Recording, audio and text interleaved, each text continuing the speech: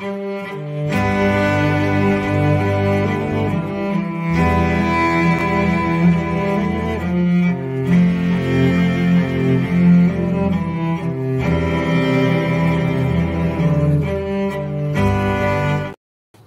noite a todos. Boa noite. Sejam todos muito bem-vindos essa noite.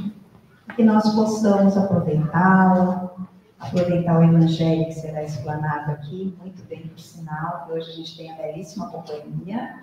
Então, que a gente possa aproveitar, que a gente possa compreender, internalizar os ensinamentos do Evangelho do Cristo.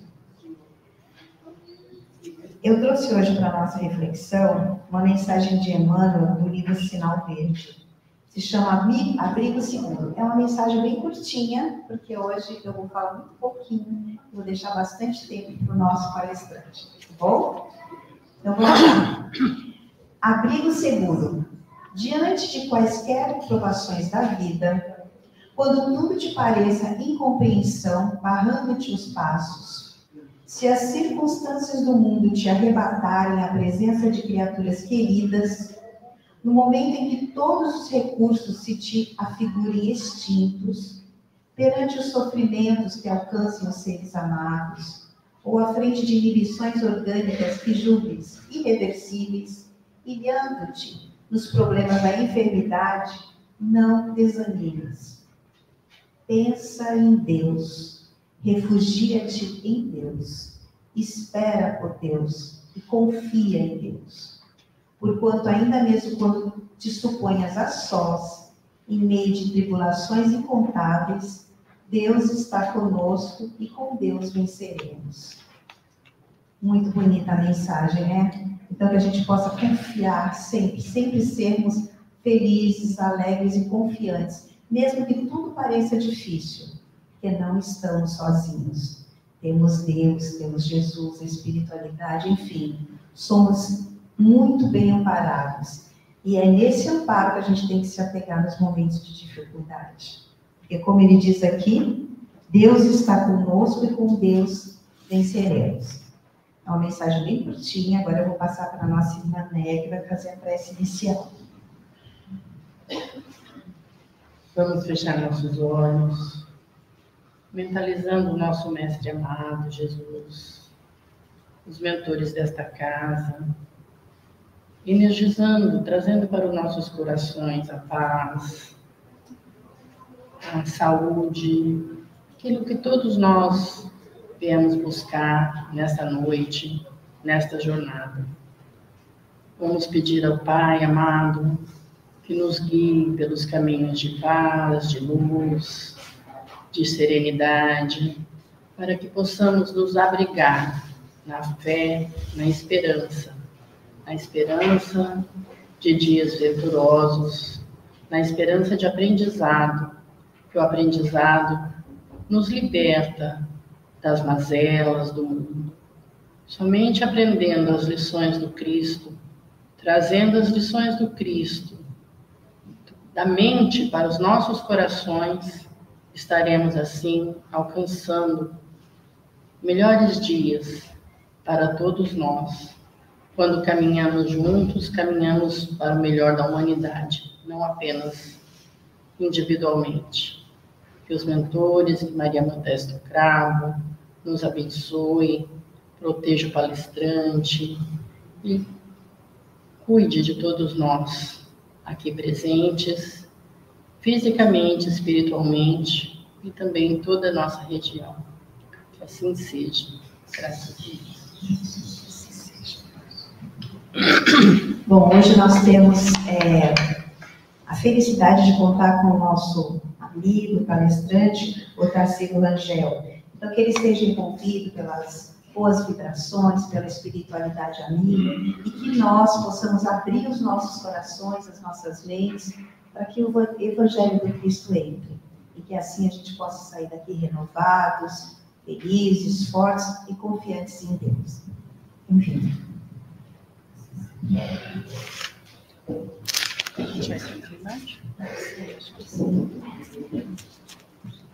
Queridos irmãos, queridos amigos, é com muita alegria que eu estou aqui com vocês e desde já agradeço de coração as vibrações boas que todos vocês estão utilizando para nos acolher aqui hoje.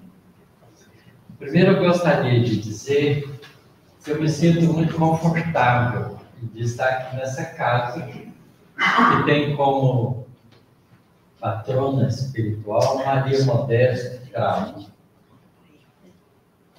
Há uma razão para isso, porque esse nome já me é conhecido desde muito tempo na minha família. A minha avó, mãe de meu pai, desencarnou com 50 anos com câncer na cidade de Uberaba. E nos últimos momentos da vida dela, o alívio que ela tinha era a bênção do passe que alguns espíritas na cidade ofereciam a ela como um conforto, consolo, uma melhoria. Nesse grupo, Maria Modesta fazia parte. Então, eu tenho esse nome desde a minha infância, porque o meu pai tinha 15 anos de idade, quando a minha avó desencarnou, e ele conheceu Maria Modesta. Depois, nas minhas atividades espíritas na cidade de Goiânia, eu sou goianiense, eu tive a oportunidade de conhecer os dois filhos dela, o Erasmo Cravo, que morava em Brasília, e o Esdras Cravo, que morou em Goiânia. Era casado com uma esposa muito gentil, e nós trabalhamos juntos em trabalho de assistência social, assistimos reuniões mediúnicas juntos. Eu tive a felicidade de ser muito acolhido pela esposa do Esdras Cravo, inclusive estudar inglês, né, com ela. Então, faz parte do meu coração. Eu agradeço muito por estar aqui. Hoje nós vamos trazer para vocês uma reflexão sobre uma lição de Jesus que está narrada somente pelo evangelista Marcos. No seu evangelho, capítulo 8, nos versículos que vão de 22 a 26, e que tem um subtítulo de A Cura de um Cego de Betsaida. Mas antes de começar, eu queria enfatizar para vocês que Jesus não falava para os homens e para as mulheres. Parece estranho a gente dizer isso, mas Jesus falava para os espíritos que ali estavam, vestidos transitoriamente com o corpo masculino ou feminino, e também para os espíritos desencarnados, que fazem parte do cotidiano de nossas vidas. E ele, então, nenhuma de suas lições, de suas palavras, de suas atitudes, deixava de ter como foco o ser espiritual que somos. Então, para a gente entender o Evangelho, dos ensinamentos de Jesus, a gente precisa parar de pensar como homem e como mulher. E tem que aprender a pensar e sentir como espírito imortal. Então, somos nós que precisamos fazer essa transição em nós mesmos. Porque o homem e a mulher estamos todos preocupados com a vida cotidiana. Nós estamos preocupados com o nosso almoço, o nosso jantar, o nosso trabalho, a nossa roupa, a nossa higiene, e a gente gasta a maioria do nosso tempo com isso. Dificilmente a gente reserva um tempo por dia para pensar em nós como espíritos imortais. Se vocês discordarem, pode dizer. Se eu estiver falando alguma mentira, pode puxar minha orelha. Mas é assim que a gente vive, distraídos na vida terrena, com as coisas que chamam a nossa atenção mais imediata, e não nos damos o direito de sermos espíritos. A gente preocupa com a nossa aparência, a gente vai, né, cuidar do nosso rosto. Hoje as mulheres de 40 anos, 38, 40 anos, já estão indo lá para pôr botox, porque não quer que apareça ruga. Mas a gente pergunta, você gasta algum tempo para cuidar do espírito? Não, a maioria não. Então, a gente, quando adentra uma casa espírita, principalmente, a gente está vindo aqui em busca de valores do espírito. Então, tem que entrar já imbuído dessa preocupação de pensarmos e sentirmos como espíritos imortais. As lições, os aprendizados que a gente adquire na casa espírita não é para a vida corporal pura e simplesmente, mas para a vida do espírito ainda no corpo físico. Há uma diferença muito grande, porque muda o ponto de vista. Então, todos os desafios que a vida nos oferece, ela não nos oferece como dificuldade do cotidiano, mas como desafio de crescimento. Tanto é assim que Jesus muitas vezes utilizava dessa linguagem quando ensinava alguma coisa. Ouça quem tem ouvido de ouvir. Veja quem tem olhos de ver. Que parece contraditório, porque todo mundo ali tinha ouvido e olho para ver e ouvir, não é? Por que Jesus dizia isso? Porque ele estava querendo dizer exatamente isso. Veja com os olhos do Espírito, ouça com os ouvidos do Espírito, porque as lições que ele nos traz não é para hoje ou para amanhã, é para sempre. Ele diz isso também. O céu e a terra vão passar, mas as minhas palavras não passarão.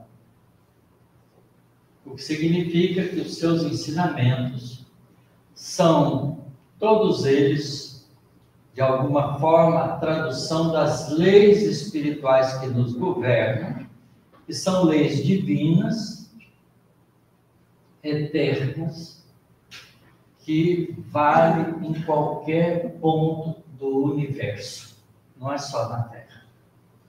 Nós ainda cultivamos na nossa vida um Deus terreno, e a gente faz de Deus o nosso empregado. Ah, meu Deus, dá um jeito, meu filho, não aguento mais esse comportamento dele. Se Deus quisesse dar um jeito no seu filho, não mandava ele para ser seu filho. Ele mesmo cuidava.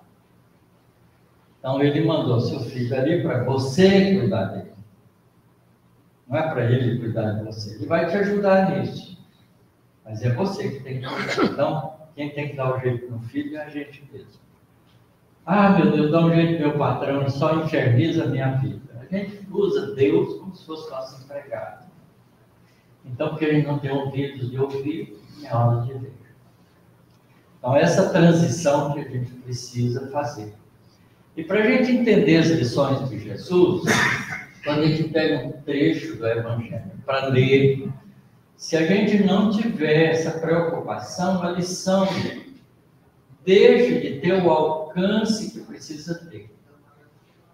Então, eu escolhi esse tema porque essa lição é provocante nesse aspecto. A cura de um cego de Betsaida. Então, vamos nos posicionar para a gente compreender o panorama em que essa passagem da vida de Jesus ocorre. Betsaida era uma vila de pescadores, uma aldeia. Ela ficava mais ou menos a 2,5 km, 3 quilômetros de Cafarnaum, que era também uma vila de pescadores. A gente, quando lê o nome dessas cidades nos evangelhos, pensa que eram cidades enormes. Não é? É só para ilustração, Jerusalém, que era a grande cidade da Palestina, na época de Jesus, tinha somente 20 mil habitantes.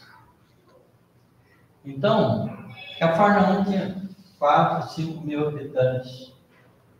A aldeia de Betsaida tinha de 1.000 a 2.000 habitantes. Era uma vila de pescadores. Todas essas cidadezinhas, Cafarnaum, Betsaida, não é? Nazaré um pouquinho mais distante, mas ali perto ainda.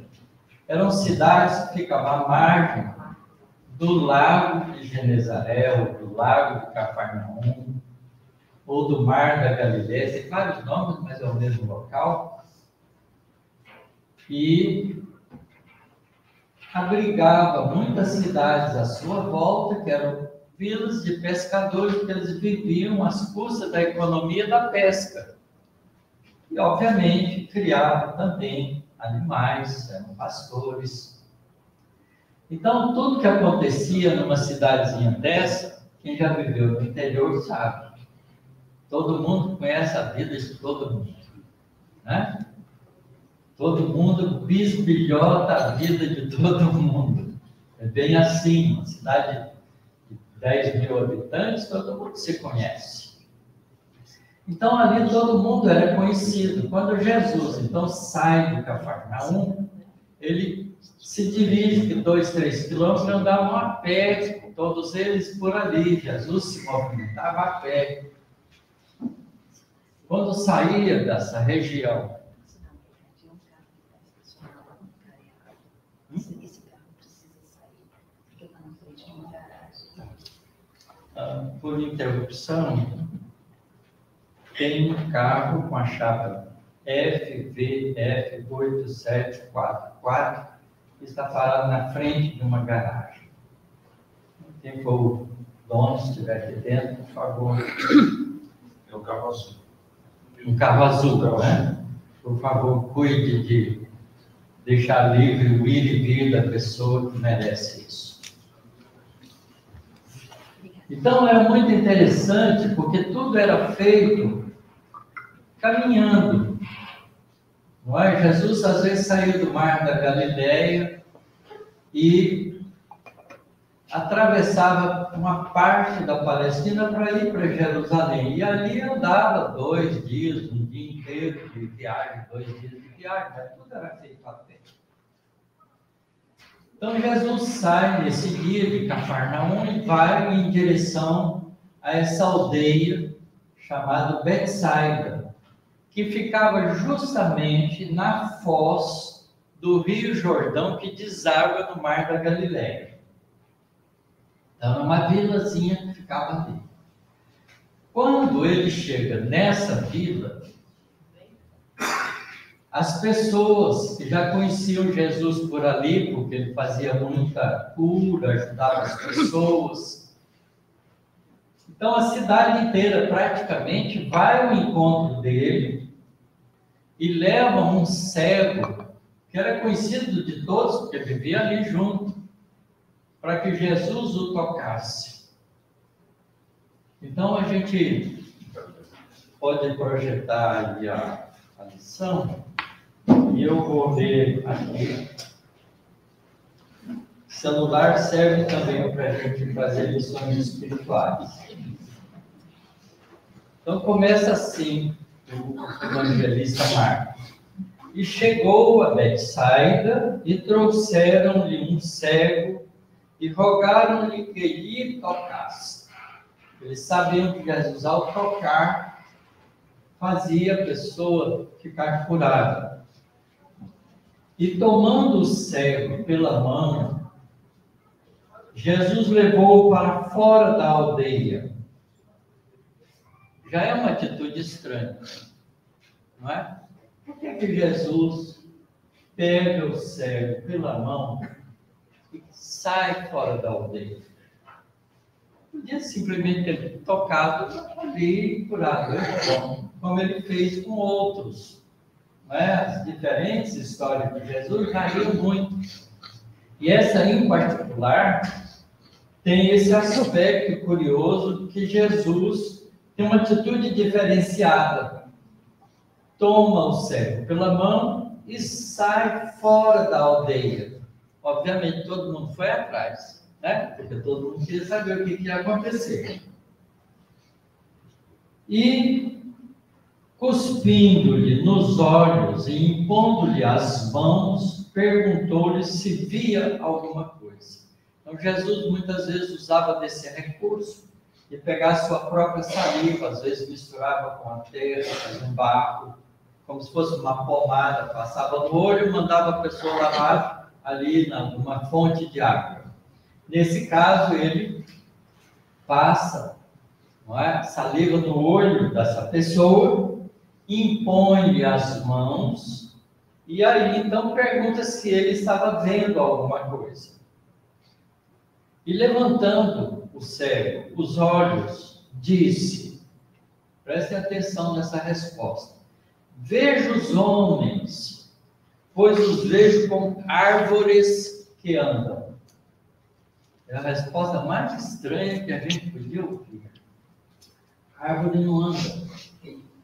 Como é que ele podia ver homens como árvores que andam? Depois, Jesus, em seguida, tornou a pôr-lhe as mãos nos olhos, e ele, olhando firmemente, ficou restabelecido, e já via ao longe distintamente a todos. E então Jesus mandou-o para a sua casa, dizendo, não entres na aldeia.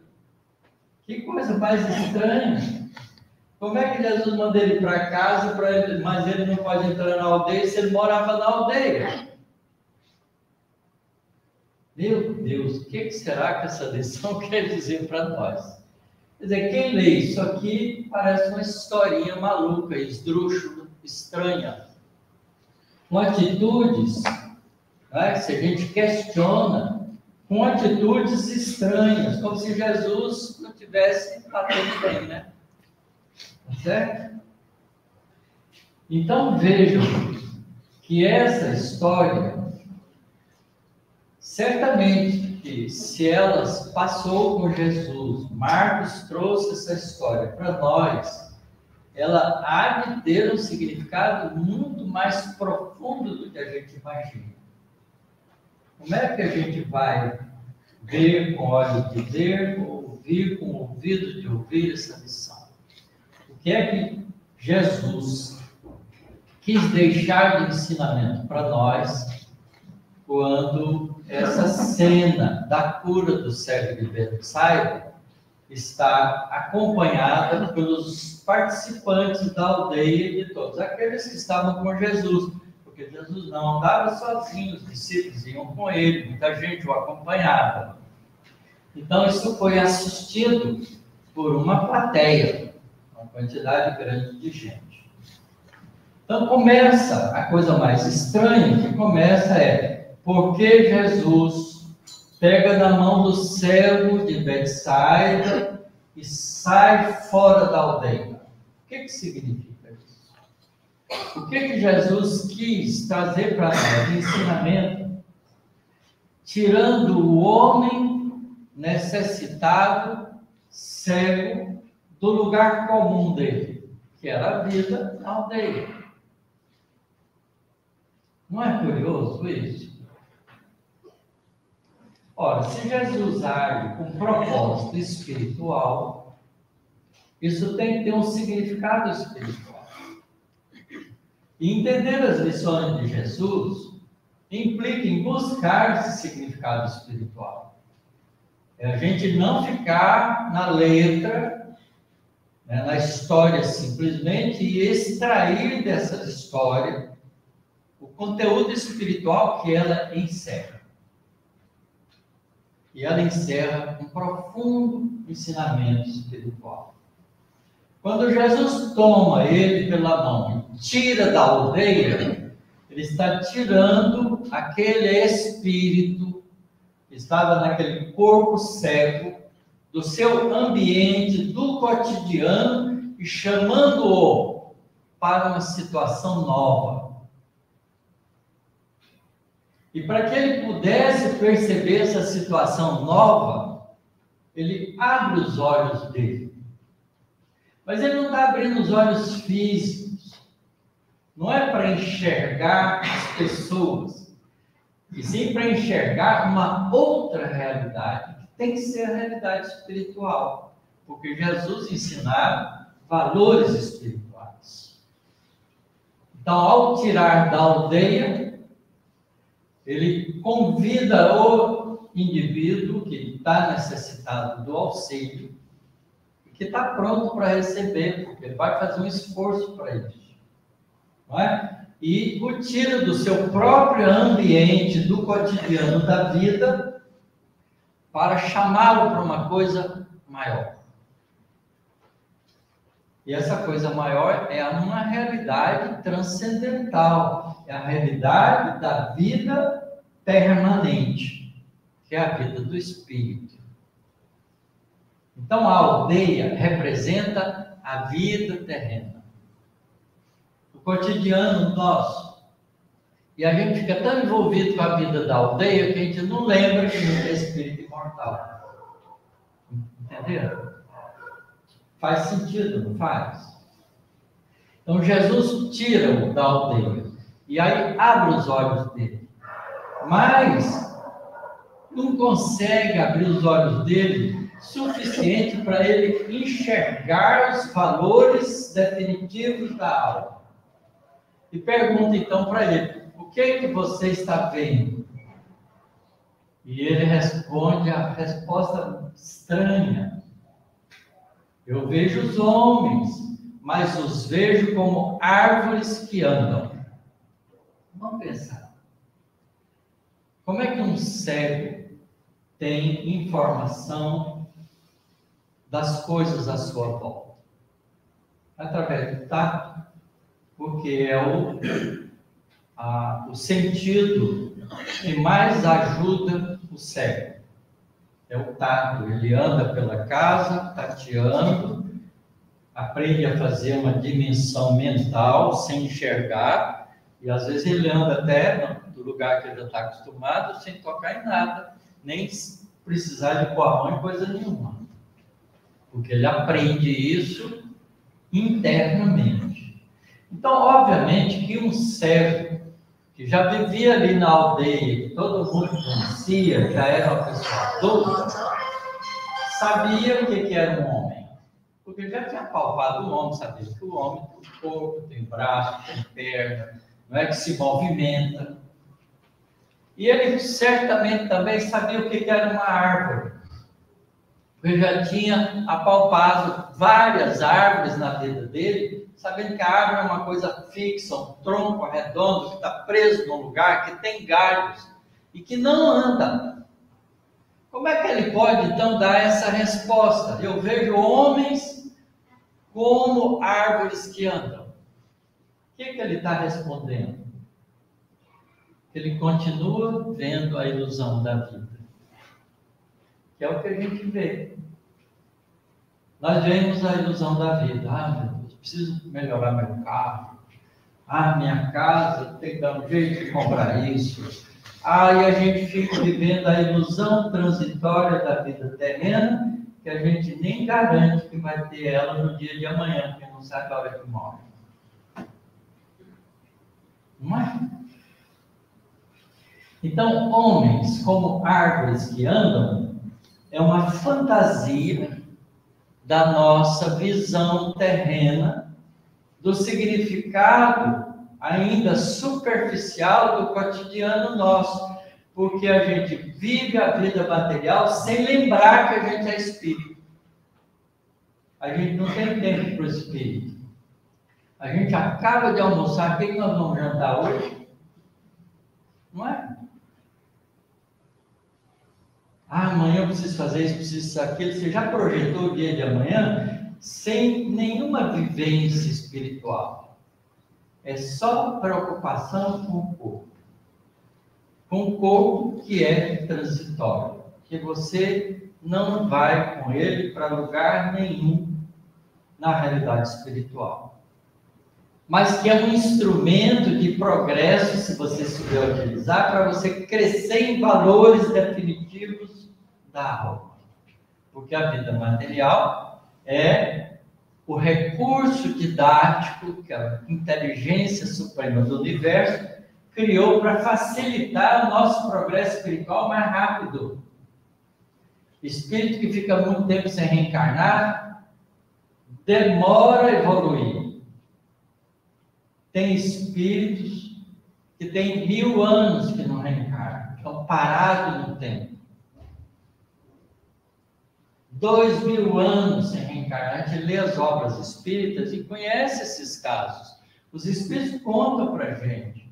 O André Luiz mostra que uma senhora estava numa reunião mediúnica, fica toda agitada, e ele fica impressionado, porque o André Luiz é espírito, está observando a reunião mediúnica e não está vendo nenhum espírito se comunicando através dela. E os encarnados estão achando que ela está mediunizada. E ela está só num transe de lembrança de 500 anos atrás, onde ela fez uma coisa inadequada e tem um espírito que ela praticou há 500 anos atrás, ali próximo dela, estimulando uma lembrança subconsciencial, num estado emocional alterado. 500 anos atrás, os dois já estavam digladiando. A gente fica parado no tempo. Se a gente não sabe aproveitar os processos da vida como recurso de crescimento espiritual. Então, o cego, quando é tocado, ele ainda não consegue se desvencilhar da fantasia da vida terrena e diz: vejo homens como árvores que andam. E aí Jesus, num esforço adicional, impõe as mãos nos seus olhos novamente e chama aquele indivíduo para a realidade espiritual. E aí ele enxerga direito, com precisão e com segurança, as coisas mais distantes dele, com precisão. Então ele acorda para a vida espiritual. E aí Jesus então aconselha ele: vai para a sua casa, mas não entre na aldeia. Isto é, volte para a sua vida espiritual, mas não volte a viver a fantasia da vida física, que é a sua aldeia. A aldeia representa a vida material. A cura da cegueira significa o chamado para a vida espiritual. E o conselho de Jesus é: nunca mais se esqueça de que você é um espírito imortal. Veja que a história mudou de significado, né? Não é mais uma historinha boba, que não faz sentido. É uma história espiritual profunda. Veja quem tem olhos de ver. Ouça quem tem ouvidos de ouvir. Como é que nós vamos voltar hoje para a nossa casa?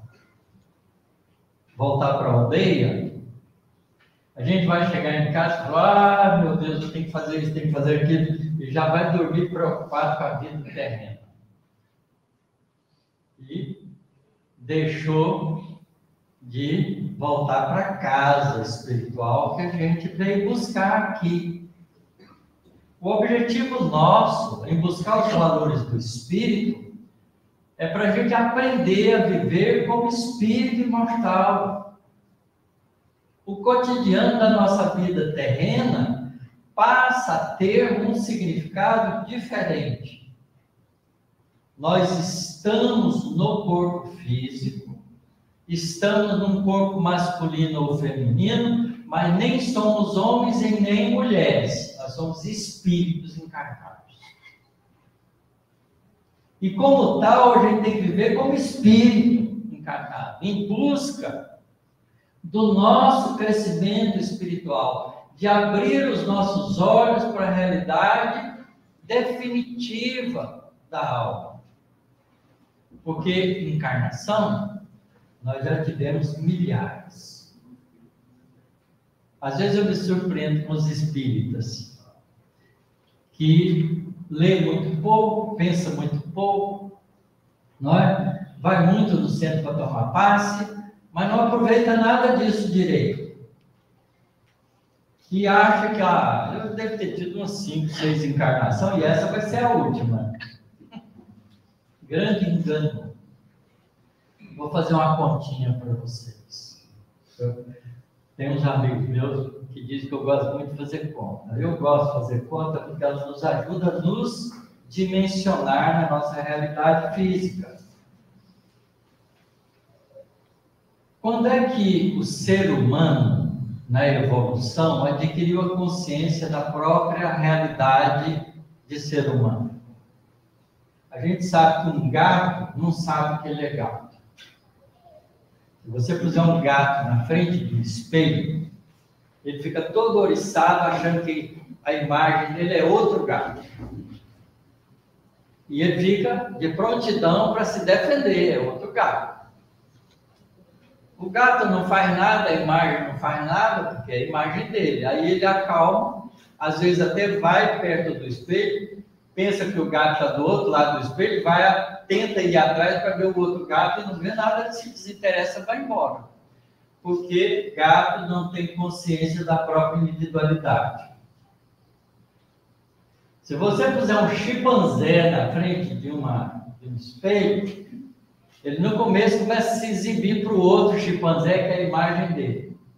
Fazer brincadeira e tal. De repente ele começa a perceber que tudo que ele faz, o outro faz também, ele começa a desconfiar que o outro é ele. E aí começa a se examinar na frente do espelho, abrir a boca, ver os dentes. Ele já tem uma pequena noção de que ele é um indivíduo, tem uma consciência própria, ainda rudimentar da sua individualidade. Ele é ele, o outro é o outro. O golfinho também faz isso. Eu treino golfinho numa piscina de água salgada, que eles gostam, não é?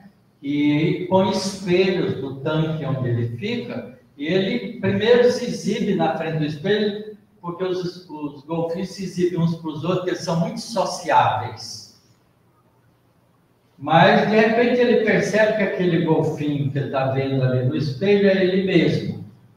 Tá certo? E ele descobre isso. Se o treinador dele fizer uma mancha com uma tinta que não sai na água no lombo dele, quando ele passar na frente do espelho, ele vai perceber que tem uma diferença, ele vai fazer assim para examinar aquilo que está nele.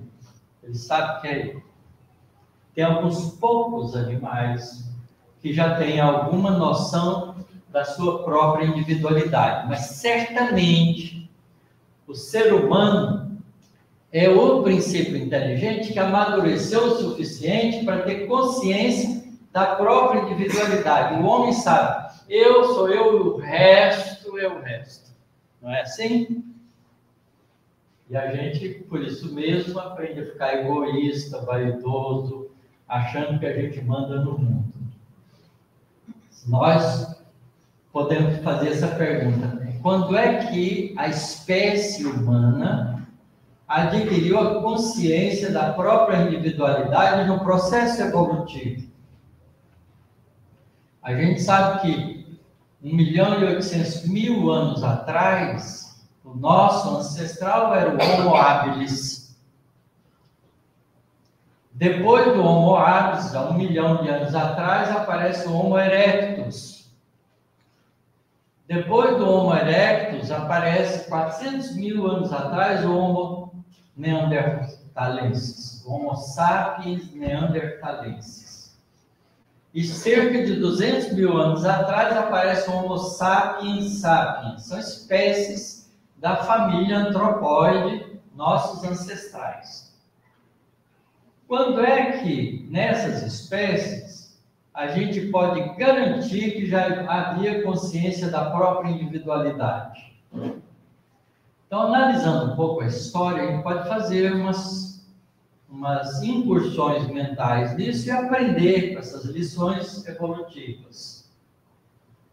O Homo sapiens neanderthalense mais antigo data de 400 mil anos atrás, mas ele viveu até 35 mil anos atrás.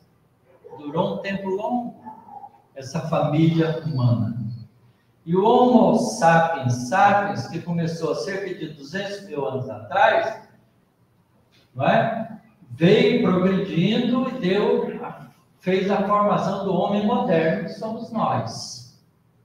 Então, nós somos descendentes mais diretos do Homo sapiens sapiens, mas nós temos estrutura genética do Homo sapiens neanderthalense, que é mais antigo. E se ele chegou até 35 mil anos atrás, ele já tinha consciência da própria individualidade. E conviveu com os sapiens sapiens também, trocou informações, acasalaram junto, trocaram informação genética. Ele já tem prova na ciência para isso. Então, se a gente tomar o Homo sapiens neanderthalense como o homem mais antigo, que já tinha consciência da própria individualidade, isso é, já era um espírito, como nós somos, são 400 mil anos. Quanto tempo a gente gasta de uma encarnação para outra? A gente tem uma informação curiosa no Velho Testamento que a gente não presta atenção. A gente tem muita informação que a gente não sabe usar.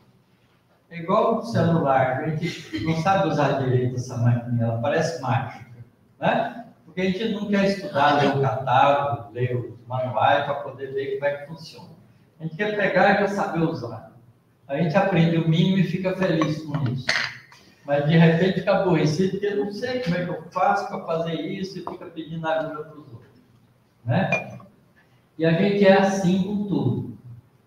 Então, quando a gente lê lá no Gênesis de Moisés, no livro de Moisés, quando ele traz as leis, né, divinas, os 10 mandamentos, a gente lê lá assim.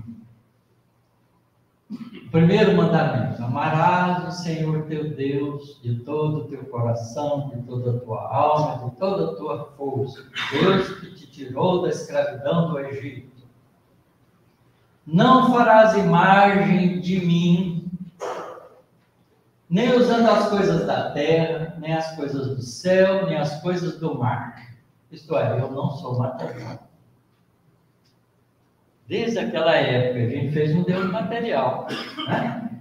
Mas ele já aconselha a gente, 3.300 anos atrás, porque foi quando recebeu Moisés os 10 mandamentos, já que a gente não devia fazer uma imagem material de Deus.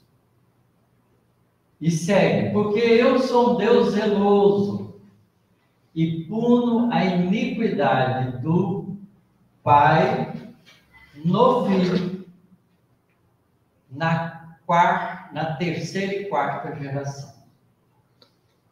Muitas traduções está até a terceira e quarta geração, mas a tradução correta é na terceira e quarta geração. Por quê? Porque até a terceira e quarta geração inclui a primeira e a segunda. E o filho não tem nada a ver com o erro do pai. Então, cria um Deus injusto. Só por causa de uma palavrinha errada.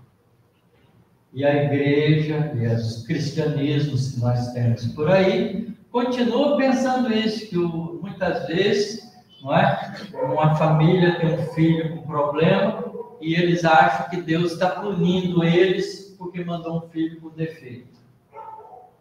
Está tudo errado, porque não é possível que Deus vá usar uma criança que não tem nada a ver com o comportamento do pai para poder ferir o pai, castigar o pai e a mãe, faz o filho por defeito. Cego, surdo, mudo, aleijado, né, deficiente mental. Não faz sentido isso.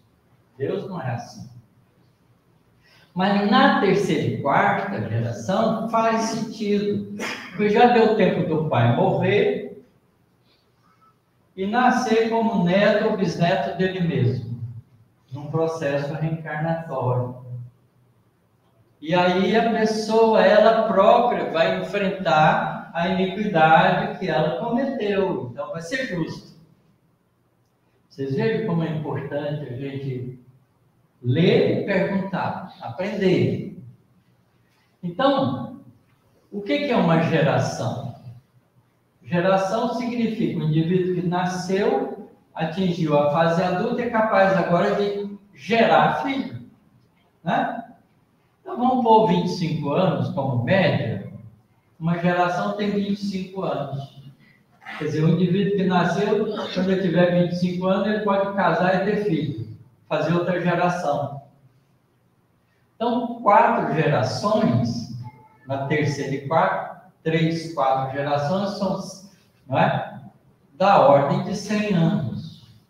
Então, a gente morre 100 anos, mais ou menos, em média, depois varia de pessoa para pessoa, a gente nasce de novo e vai enfrentar as consequências dos nossos atos por causa da lei de causa e efeito. A iniquidade do homem é paga por ele mesmo uma encarnação na frente.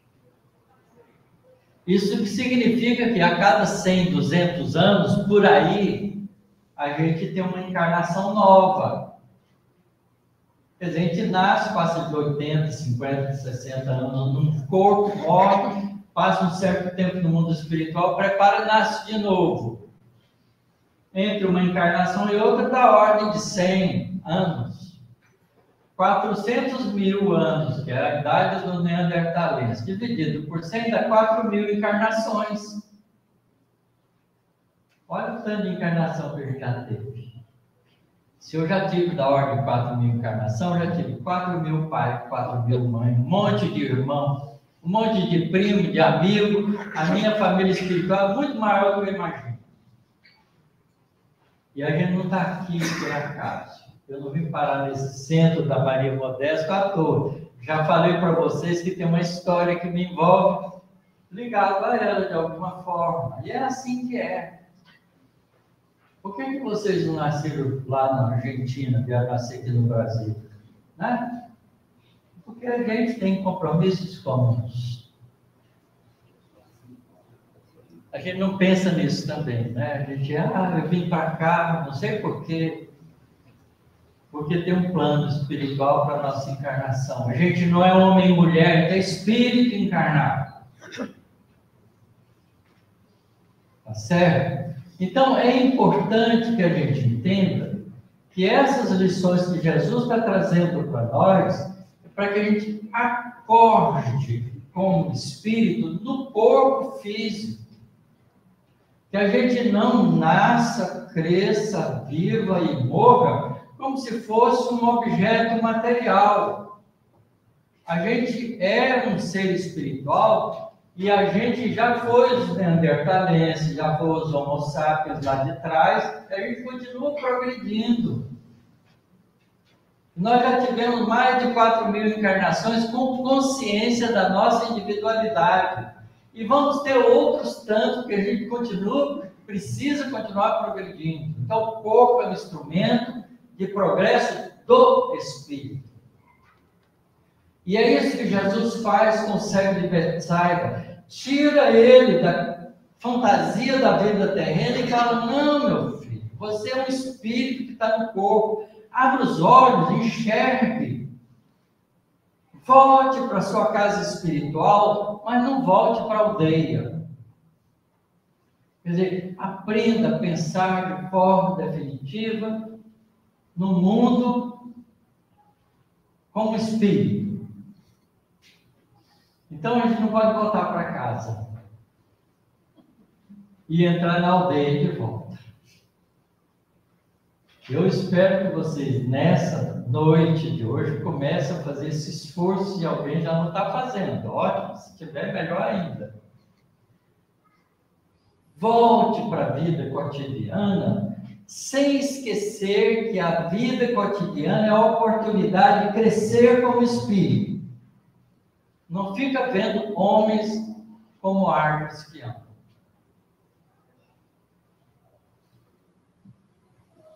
Voltem para casa, mas não entrem na aldeia. Façamos todos nós isso, porque senão a gente não aproveita as lições espirituais. São 2000 anos que Jesus trouxe essas lições para nós. Agora que a gente está pensando nisso. São 2000 anos que a gente perdeu. Que podia ter adiantado a nossa evolução espiritual há muito tempo. Mas a gente fica vendo homens como árvores que andam. A gente fica querendo da vida terrena os valores da vida terrena. A gente precisa ter os valores da vida terrena o suficiente para que a gente continue como espírito progredindo. É como ir para a escola e você precisa de um caderno e um lápis. Você não precisa de 10 cadernos e 10 lápis. Precisa de um caderno e um lápis, um livro. Para que querer 10 lápis e 10 canetas e 10 cadernos se você não vai escrever isso? Você não vai usar isso. E a gente fica atrás disso na vida terrena.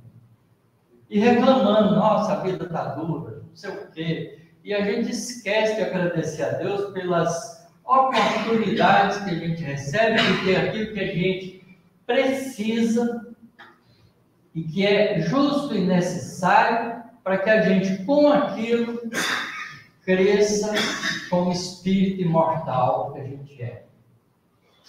E é isso que Jesus diz para a gente quando ele fala: não cultiveis os tesouros da terra. Porque os tesouros da terra, o ladrão rouba, a ferrugem corrói e a traça come. Cultive os tesouros do céu, porque o ladrão não rouba, a ferrugem não corrói, a traça não come. Quais são esses tesouros? Quem sabe? O que nós realmente temos? O que é nosso?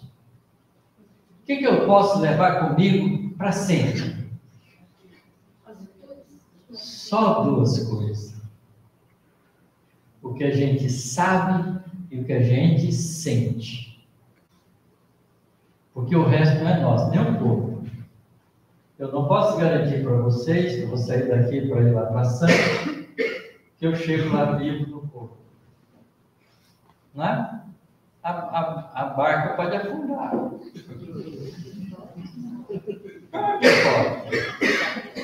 Antes da barca afundar, pode o carro bater, a gente morreu, nem precisa acontecer isso, só uma parada cardíaca e vai embora.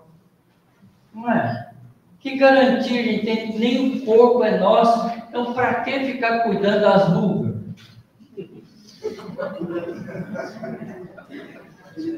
Não é melhor cuidar do que eu sei, do que eu sinto? Porque esse vai estar comigo aonde eu for. E ninguém me rouba.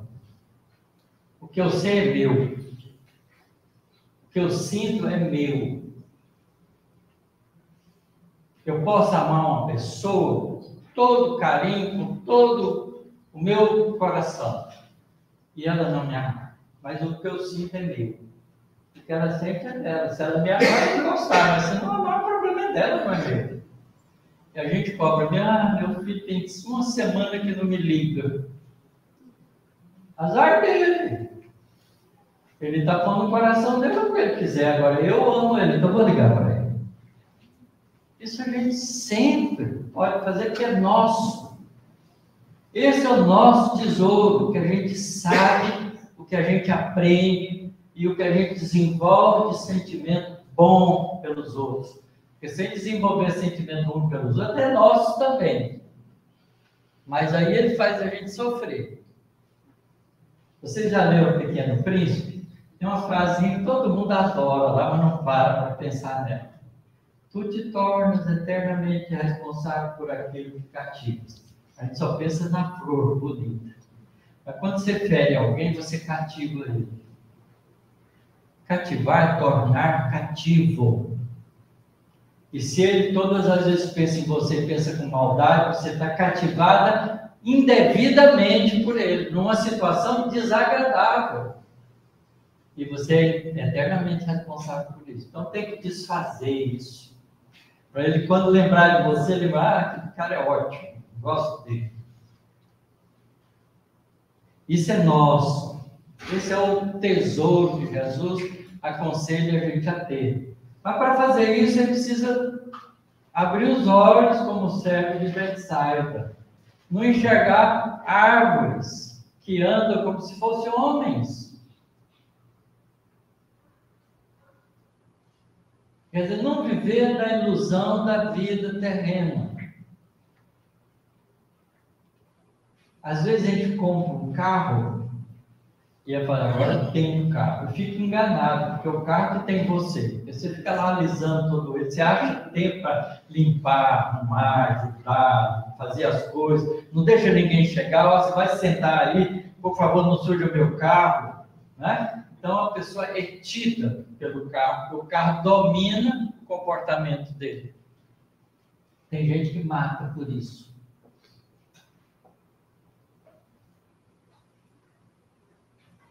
Olha, tem gente que mata por isso. Então é importante que a gente aprenda que todas as coisas da vida terrena, que são transitórios, não é nosso, é emprestado por Deus. A gente é usufrutuário. Nosso mesmo é o que você sente, é o que você pensa. Pensou mal de alguém, esse pensamento é seu, você vai ser responsabilizado por ele. Pensou bem dos outros, é seu, você vai ser responsabilizado por isso. É a lei de causa e efeito. Ela vale tanto para as coisas boas quanto para as coisas ruins. Então, cultivar esses valores espirituais é a preocupação dos ensinamentos de Jesus. Todos eles são assim. Eu espero que quando vocês abrirem o Evangelho novamente, leiam as lições de Jesus com esse espírito. Não leia rapidamente. Leia perguntando o que Jesus está querendo dizer para nós. Quer ver? Eu vou, para encerrar, chamar a atenção para mais uma coisinha que a gente também não entende. Porque a gente não quer pensar. Não quer ter olhos de ver e ouvidos de ouvir. Não quer extrair daqueles ensinamentos que Jesus trouxe o recado, a informação espiritual que Jesus nos traz. Jesus diz lá no Sermão do Monte, começa com as bem-aventuranças. E tem uma bem-aventurança que parece que satisfaz todo mundo, que é aquela: bem-aventurados que têm fome e sede de justiça, porque serão saciados. Quem é que acha que é injustiçado aí no mundo? A gente não tem coragem, todo mundo devia levantar a mão. Porque você está achando que isso, não sei por que eu mereço isso, por que isso está acontecendo comigo? Eu não fiz nada para merecer essas coisas. Eu não mereço um governo ruim desse, que só faz azucrinar, aumentar imposto, fazer a vida difícil. A gente está sempre reclamando, porque a gente acha injustiçado brasileiro, então paga um imposto enorme, não tem resultado de retorno. A gente está sempre reclamando, não é? Será que para quem Jesus diz bem-aventurados que têm fome e sede de justiça, porque serão saciados? Quem é o indivíduo ou o ser que Jesus endereça essa frase dele? Será que é para todo mundo? Se for para todo mundo, né? Todo mundo vai ser saciado. Aí a gente pensa de outra forma, que a gente é espírito, e sabe que Deus é a inteligência suprema do universo. Inteligência suprema não comete erro, senão não é supremo. Então, tudo que Deus faz está certo. Então, não tem ninguém injustiçado. Porque a justiça divina é justa e alcança justamente todas as criaturas. Então, ninguém está sofrendo sem merecer. E nem está sendo feliz sem merecer. Não é? Então, para que Jesus disse isso? Não precisa, não é? A gente entra num círculo vicioso de pensamento se a gente não buscar o objetivo importante. Então, o que nos faz ficar cativo de forma dolorosa? Não é? São as inimizades, o sentimento ruim. Não é? As coisas ruins que a gente faz para os outros, que os outros fazem para a gente. Isso faz a gente sofrer, não é? Quando a gente se sente culpado de uma coisa, a gente sofre. Tem gente que entra num processo depressivo por causa de culpa e, às vezes, até se mata. Então, é terrível isso. Então, Jesus disse isso para que a gente pudesse pensar com cuidado. Quando a gente compreende na doutrina espírita que a lei de causa e efeito é uma lei precisa, que Deus não comete erro, portanto, tudo que nos acontece tem uma razão de ser correta, e aquilo nos dificulta a vida, então a gente começa a pensar assim, nossa, eu estou cativo porque devo ter feito tantas escolhas inadequadas e criei tantas cadeias que me prendem que eu preciso ficar livre. Então, a única maneira da gente não sofrer é ser um indivíduo livre. Livre de quê? De responsabilidades que nos fazem sofrer. Então, quando a gente compreende isso, o que a gente quer? Pagar logo as contas para não ficar devendo. Aí a gente tem fome e sede de justiça na gente, na nossa consciência. Porque se a gente pagar tudo logo, a gente fica libertado, livre. E a partir daí pode ser feliz.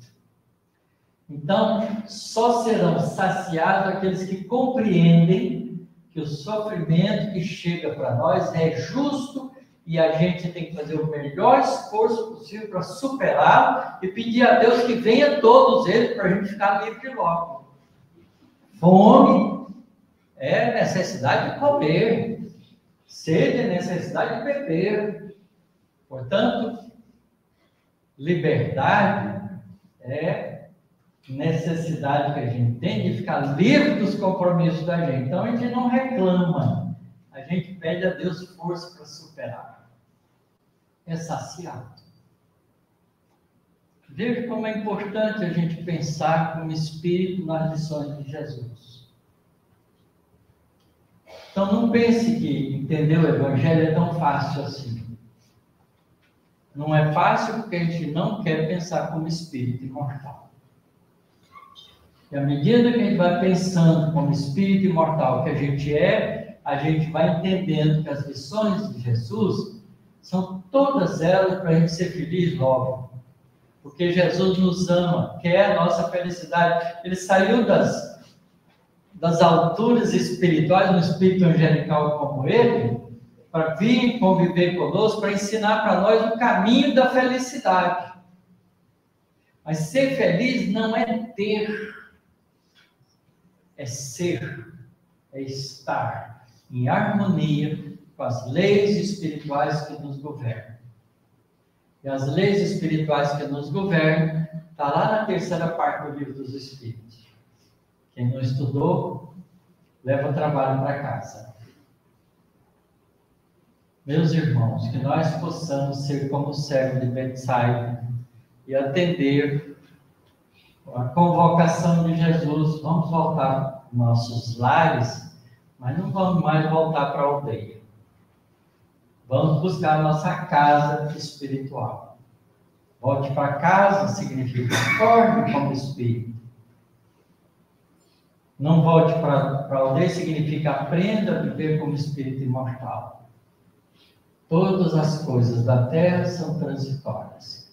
E elas estão emprestadas para nós, para a gente fazer bom uso delas, para o nosso melhoramento definitivo como espíritos, a caminho da plenitude espiritual que todos nós desejamos, porque todos nós desejamos ser felizes. Mas a felicidade não é comprada nem na casa espírita, nem no supermercado, nem em lugar nenhum. A gente constrói a própria e pode até compartilhar com os outros. Aqueles que tiverem com olhos e ouvidos de ouvir, compartilham. Senão, eles não entendem porque que a gente é feliz. Que Deus nos ampare, nos proteja sempre, mas que a gente saiba usar esse amparo e essa proteção que nunca, nunca nos falta. Muito obrigado pela atenção de vocês.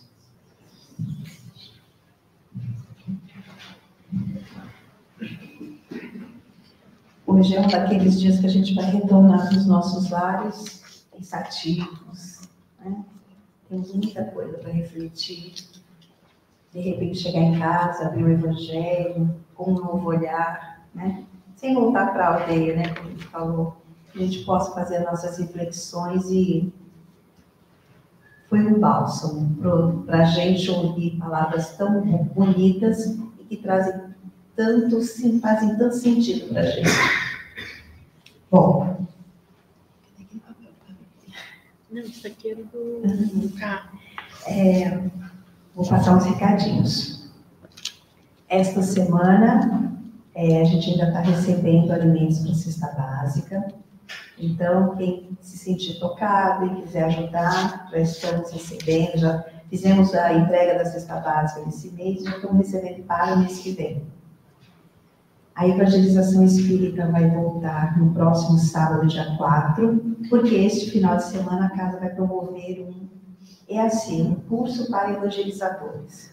Então, a gente vai trabalhar no domingo e no sábado em prol desse curso. E aí, na outra semana, a gente vai voltar firme e forte. Crianças, a partir de 5 anos, serão bem-vindos, de 5 até 17. Tá? A gente tem 3 turminhas, a turminha dos pequenos, intermediários, jovens. A evangelização começa às 17 horas. Tragam seus filhos para a evangelização. Tragam seus filhos, porque evangelizar é um ato de amor para com eles e uma obrigação dos pais também, no sentido de dar uma visão espiritual para a criança. Essa semana, no mês de agosto, nós vamos ter a 26ª Semana Espírita de Guarujá e Bertioga, né? Ela vai acontecer do dia 16 a 20 de agosto. No dia 16, que é uma quarta-feira, a inauguração vai ser em Bertioga, no Lions Clube de Bertioga, com a palestra do senhor Laureano dos Santos. E a apresentação artística é do Mirálcio. A gente está chamando, pedindo para que todos compareçam. A gente vai tentar fazer umas caravanas, sair de repente todo mundo junto daqui, para fazer, prestigiar, porque não é a primeira vez, mas faz muito tempo que a abertura foi feita lá. Então, a gente vai fazer isso este ano e a gente precisa prestigiar, porque quando é aqui, eles vêm, tá? Aí, de quinta, sexta, sábado e domingo, vai ser no Teatro Municipal Procópio Ferreira, na Enseada, no Guarujá. E nós vamos ter, na quinta-feira, Paulo de Tarso. Na sexta-feira, nós teremos... Na quinta-feira, nós vamos ter o Antônio César Perri, e o tema dele é Paulo de Tarso, a vertente espiritual da montanha. Na sexta-feira, nós vamos ter Sérgio Trombelli, e o tema é Orgulho e Felicidade Espírita Cristã. No sábado, nós teremos o Alessandro Rodrigues, o tema é O Consolador em Nossas Vidas. E no domingo, o encerramento com o Vansan fazendo o seu evangelho musical. A Semana Espírita ela vai comemorar os 20 anos da USE, que é a União das Sociedades Espíritas de Guarujá e Bertioga. A gente conta com a presença de todos. Agora a gente vai para a segunda parte dos trabalhos, que é o passe. Quem passou no divã não há necessidade de tomar o passe. E que a gente continue com essa vibração boa, depois de uma belíssima palestra, para a gente sair daqui realmente renovados. Vou passar para a nossa irmã Cristiane, que vai fazer a prece final. Vamos fechar nossos olhos, serenar nossa mente e agradecer a Jesus por todo o ensinamento que Ele nos deixou, que é a bússola da nossa vida. Vamos agradecer também a espiritualidade dessa casa, onde acontecem trabalhos que ajudam as pessoas através de estudos, palestras, auxílio ao próximo, e que consigamos nos fortalecendo, colocar o Evangelho de Jesus em prática em cada oportunidade que nos surge a cada dia. Assim seja.